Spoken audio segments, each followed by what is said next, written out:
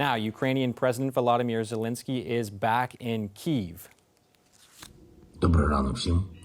Бажаю всім здоров'я. Had a simple message for his citizens: I'm back and working towards victory. In Washington, Zelenskyy secured an advanced air defense system for his armed forces, and U.S. Congress appears poised to deliver $45 billion in new aid to Ukraine. This as Russia continues to hammer Ukraine's civilian infrastructure, knocking out power and heat across the country. As Zelenskyy told Congress, many Ukrainians will mark Christmas and indeed celebrate it by candlelight. Iuliia Mendel previously served as a spokesperson to Ukrainian President Volodymyr Zelenskyy. She is the author of the book, The Fight for Our Lives: My Time with Zelenskyy, Ukraine's Battle for Democracy and What It Means for the World. Iuliia is in Kyiv. Hello, welcome to Power and Politics. Yes, hi Brad, thank you for having me. So Iuliia, we see you there by candlelight. It is the day before Christmas Eve. What is the mood in the capital these days, and what do the next couple days look like for you? Russia, we were afraid that Russia would want to damage and, to destroy our Christmas. So this is what they've done. And for the whole week, almost all the week, I don't have no light. It appears for 3 hours per day, per night actually, so I almost don't see it. It happened after the latest drone attacks, and it's actually a terrible feeling because I live on the 15th floor, and literally at night I was hearing the sound of drones that were going above the river from the south at night so that our warriors did not see them. And I heard the explosions and the air defense. It's our reality today, and I cannot say that we got used to it, but, we are physically very tired. I'm talking to Ukrainians. Physically, we're very, very tired. We don't have light, heating, water. But to be frank, our morale to resist is very high, and we don't want to give up. And we understand that this type of bullying and civilian terrorism that Russia is doing to us is something that we need to stand up to resist, because we believe that we can win. And with this feeling of winning, we enter the new year.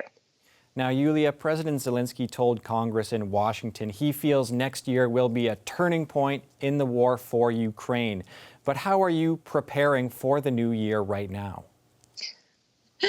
So let me say that the political elite here is talking about the messages that come from the President Zelenskyy, and it's not the messages that were sent in Congress and in the United States. That's actually the messages that he gave here in Ukraine to the politicians by himself, because he wants to have peace next year, and he works and his team works on it. It's really difficult for the reason that you never can have peace without actually winning this war, for the reason that Russia understands only strength, and Russia will be keeping attacking. So peace can come only when we are strong enough. Let me say that we're praying for peace here. And I know that there are different types of, unofficial talks, and there are different types of negotiations on the international level. And that's very important that President Zelenskyy already made his first trip to the United States.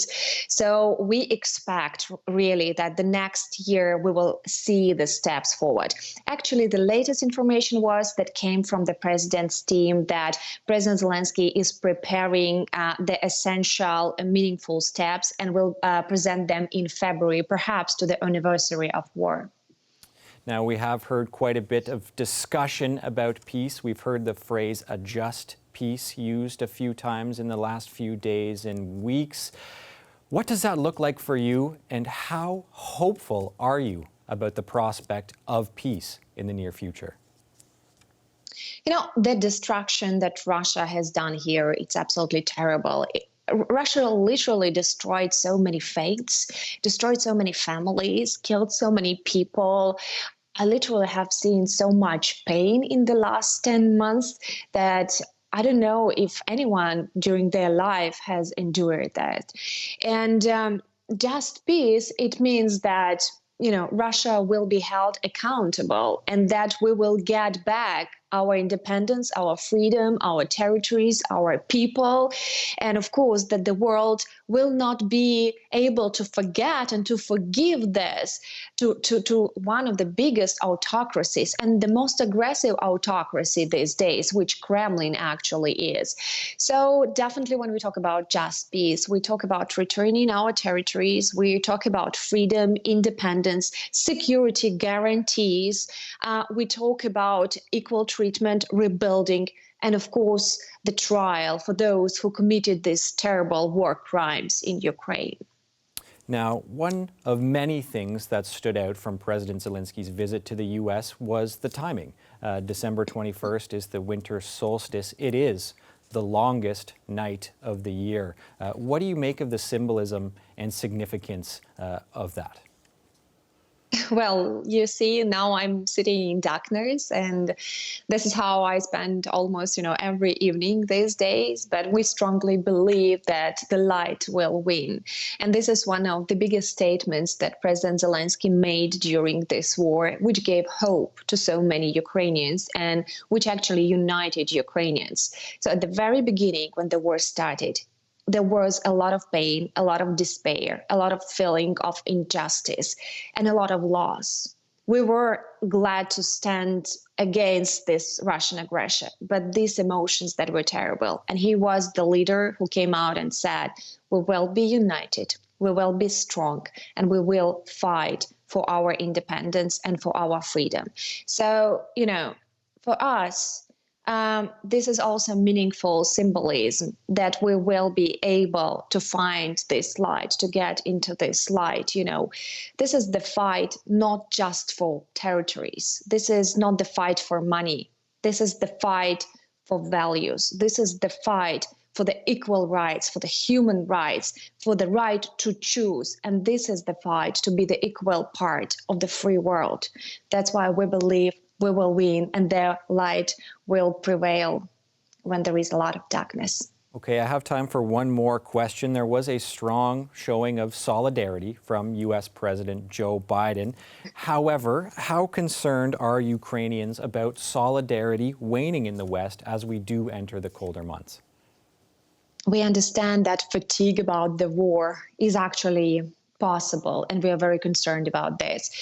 This visit to one of the strongest Ukrainian partners, to the United States, was very important to hear that the United States will stand with Ukraine as much as needed and to say the words of gratitude. Ukraine understands that every country has, its domestic problems.